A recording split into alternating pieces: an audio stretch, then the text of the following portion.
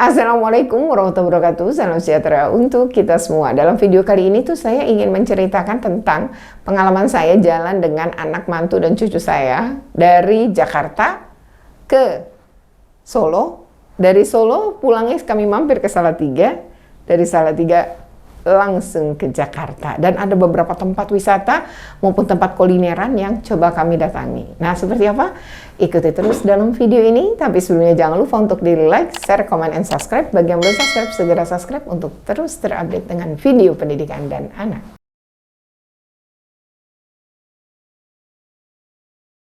Ini, tapi barangkali di penanganan ya, yang memang butuh update gitu ya. Kemudian yang kedua adalah mungkin perlu diberi masukan ya Kemendikbud bahwa pelajaran olahraga di kelas 12 itu seharusnya tidak dihapus gitu. Karena sebenarnya olahraga itu kalau di Eropa justru punya porsi banyak gitu. Karena memang anak tuh diminta bergerak, kena matahari, dia tuh anak yang banyak duduk itu justru secara perkembangan saraf otaknya nggak bagus. Makanya anak-anak TK itu sebenarnya disarankan tidak duduk ya. Tapi kalau ngelihat beberapa PAUD tuh kan diajarkan duduk yang manis gitu. Terus kalau anak tuh jalan-jalan, gurunya tuh seperti tidak berkenan dan selalu melaporkan gimana ya anak ibu nggak bisa diem gitu. Padahal sebenarnya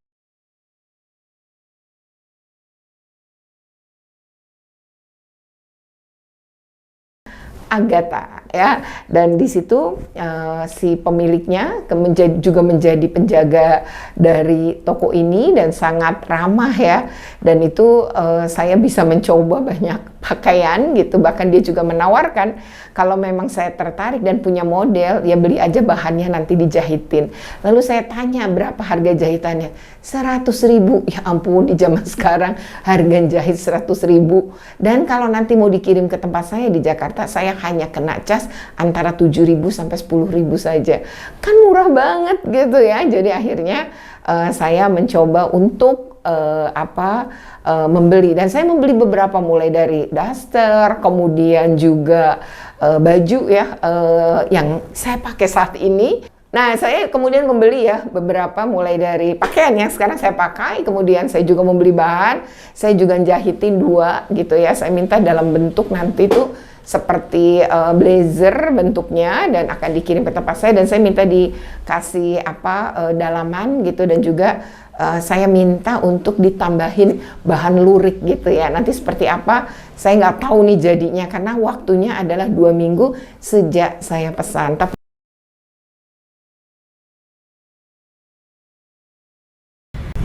jadi memang di sana ada tulisan gedungnya 1928 ya, tapi sebenarnya pabrik gula ini sejak abad ke-18.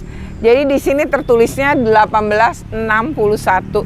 Ini emang luas banget ya, pohon banyak, tempatnya luas sekali ya, dan ini tempat tiketnya ada di sebelah sini. Lalu parkirannya juga sangat luas, ada aktivitas seperti foto prewedding. Pokoknya banyak banget ya, menjadi aktivitas yang sangat menarik karena gedung ini emang sangat indah ya. Bagi Anda yang mungkin ke Solo atau Boyolali dan bisa mampir ke sini, silahkan ya mampir. Bagaimana melihat sisa-sisa bangunan dari pabrik gula, tapi masih indah banget dan memang ditata sedemikian rupa sehingga oke banget sebagai tempat destinasi wisata sejarah ya. Datang ke sini.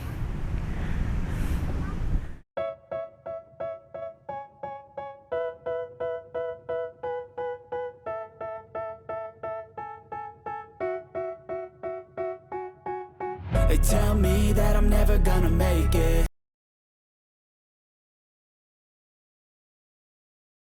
Seger banget sih ya kata dia.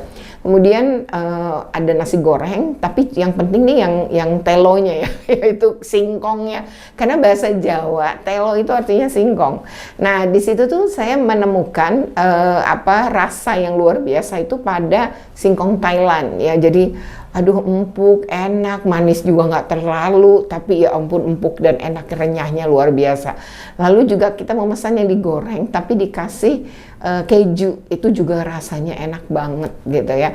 Dan ini tandas ya, habis ya pada saat kita makan tuh karena memang enak banget ya. Dan ternyata di sini kan di cafe ini juga ada tempat ya. Jadi kalau kita mau beli singkong yang bisa tahan paling nggak 3 bulan dalam freezer, itu tinggal ngerebus atau tinggal goreng itu bisa ya. Harganya tidaklah mahal gitu ya, dalam satu bungkus itu mungkin ada yang 12.000 gitu, tapi ada yang beragam-ragam lah ya. Tapi 12.000 sampai dengan harga mungkin sekitar 20.000 saja.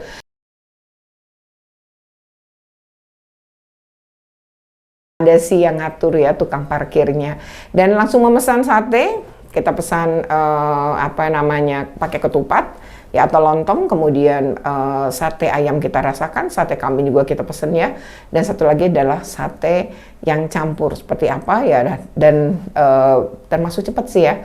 Jadi kita pesen dulu ke kasir, jadi ada kasir tuh tempat pemesanan sekaligus. Kita pesen, bayarnya nanti setelah itu, setelah pesen baru kemudian dilaksanakan tuh, disampaikan kepada pihak yang melayani. Dan di situ memang sih langsung dibakar satenya, nggak berhenti ya.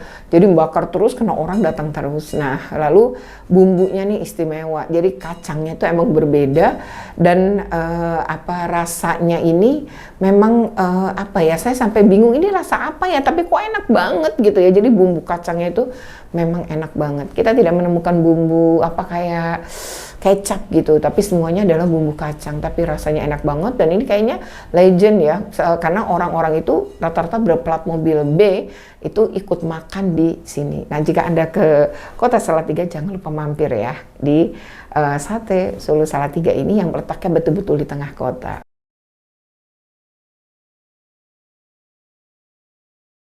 Tapi rasanya agak-agak pedas gitu ya. Kemudian nasi liwetnya, kemudian ada telur ya, telur bulat warna coklat, kemudian ada daging gitu ya. Jadi kita ada ayam. Jadi ayam tuh beragam-ragam, kita bisa pesen apakah ayam itu dalam bentuk sayap, paha, dada gitu, dada utuh gitu ya. Kemudian juga ada kerupuknya gitu ya, dan lain-lain itu di dalam satu kayak lemari kaca gitu. Nah, di depannya tuh ada orang yang makan gitu, nunggu makan ya. Nah, kemudian ada lagu-lagu Jawa. Jadi ada orang berkebaya kemudian menyanyikan lagu-lagu Jawa tuh ya. Terus juga pakai alat musik namanya bonang kalau nggak salah ya. Nah, kemudian juga banyak banget gitu ya persediaannya gitu. Jadi di belakang tuh juga ada deretan mulai dari telurnya, ayamnya gitu ya. Jadi, dan ini melayaninya sangat cepat. Selain orangnya banyak, si pengraciknya itu emang kayak ahli banget gitu ya. Jadi dalam waktu singkat tuh bisa ya dengan sangat cepat gitu kita tuh pesan, nggak lama disajikan. Minuman juga bisa. Minuman ya ada kayak jeruk anget, es jeruk, itu es teh manis yang kayak gitu-gitu ya memang tersedia ya. Tapi yang luar biasa memang ini sangat terkenal. Jadi itu emang sudah generasi yang keempat, dan sebenarnya juga itu tuh dulu yang memulai usaha bukan Bu Wongsonya, tapi ibunya Bu Wongso gitu ya. Jadi dan sekarang sudah dari anak dan cucunya Bu Wongso sekarang yang mengelola. Mereka juga punya cabang gitu, tapi yang sangat terkenal tuh di Jalan Teguh Umar Solo ini.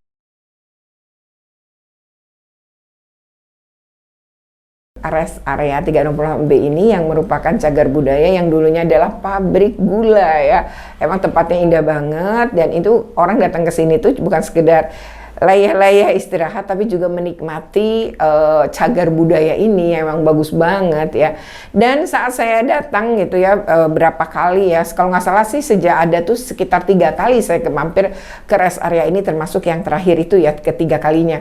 Itu ternyata kok terjadi perubahannya luar biasa. Waktu pertama kali itu COVID ya, itu masih sepi pedagangnya. Sekarang ya pedagangnya itu penuh, itu tempat-tempat pedagang. Bahkan dulu tuh mana ada ya Starbucks, McD, sekarang sudah ada. Kemudian yang menariknya lagi tuh ada galeri seni. Jadi ya selain tentu saya kembali melihat bagaimana reruntuhan pabrik gulanya gitu yang ada bata-bata gitu ya. Kemudian juga saya mencoba melihat seperti apa tuh galeri seninya. Ternyata berderet gitu ya, lukisan-lukisan seni yang dulu waktu saya datang terakhir kali itu nggak ada, dan ternyata sekarang ada.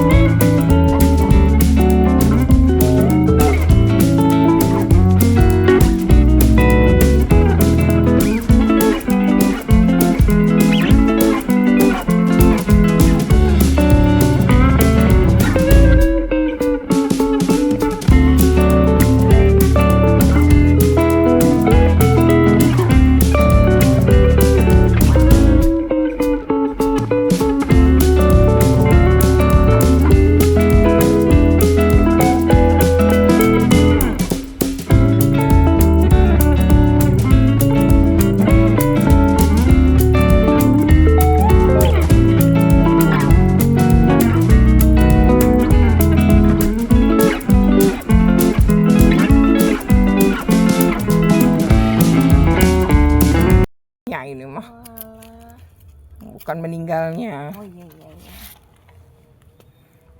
Karena dulu kan cuma tanah. Ayo deh kita. Ini tuh Eyang, bapaknya Mama. Assalamualaikum Eyang. Iyalah. Jelas. Ini Raden Roro juga. Itu ibunya. Lol, dia pernah ketemu Lol. Allah kan dibilang. Lihat dong meninggalnya 93. Aku belum lahir. Belum. Aku 94 loh. Oh iya 94. 93-nya November. Itu meninggalnya 93-nya Agustus. Doa dulu. Iya dilihatin.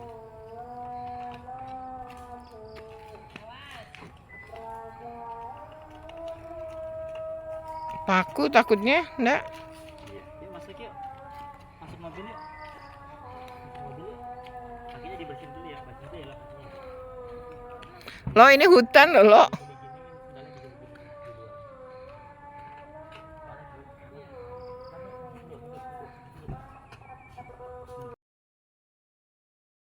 Oke ya, demikian ya perjalanan wisata, mungkin perjalanan kerja sambil wisata antara saya, kemudian juga dengan keluarga. Kami membawa kendaraan sendiri ya secara darat, dan cukup lumayan ya selama total 3 hari, dan itu sesuatu yang menyenangkan. Mungkin bagi Ilo, anak saya pun adalah hal yang bagi dia itu baru gitu ya. Jadi memang ini cukup menyenangkan, dan cucu saya ternyata sepanjang jalan tidak ada rewel-rewelnya sama sekali ya. Oke, demikian video ini ya, keseruan kami dengan keluarga jalan-jalan. Semoga bermanfaat. Jika bermanfaat, jangan lupa untuk di like, share, komen, dan subscribe. Bagi yang belum subscribe, segera subscribe untuk terus terupdate dengan video pendidikan dan anak. Oke, terima kasih. Wassalamualaikum.